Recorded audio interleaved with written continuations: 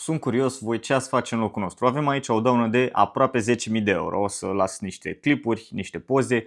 În prima avem niște cutii care pare că sunt zdrobite de tir, pe care pare că a plouat și au mucegăit.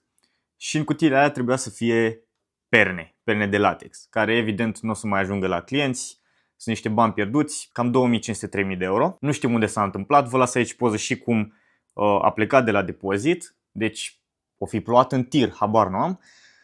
Și mai avem o pagubă de, nu știu, vreo 6.000-7.000 de euro, poze aici, cu huse de topăre. Și uite și spoiler că o să facem topăre foarte curând.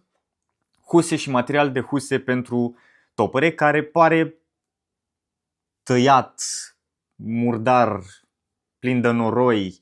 Nu înțeleg cum, din nou, avem un transport care a plecat ok de la producător până la linia de asamblare și s-a întâmplat chestia asta. Deci în total, nu știu, 9.000-10.000 de euro. Asta în contextul în care am început business-ul cu 600 de euro. Deci bani puțin nu sunt, îmi tremură un pic vocea și evident soluțiile pe care le avem la îndemână sunt să mergem mai departe către transportator și să încercăm să obținem de acolo niște despăgubiri. Lucruri care durează evident luni de zile.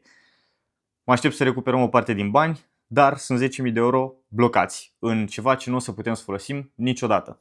Și mai mult decât să caut o soluție activ, voiam să vă arăt lucruri complet neașteptate peste care dă un business la început de drum, care nu are cine știe ce bani de la bancă, care n-a ridicat milioane investiții, care se chinuie să facă ceva cinstit. Și ne trezim cu 10.000 de euro blocați, complet aiurea. Și da, poate vă place să știți ce e în spatele cortinei.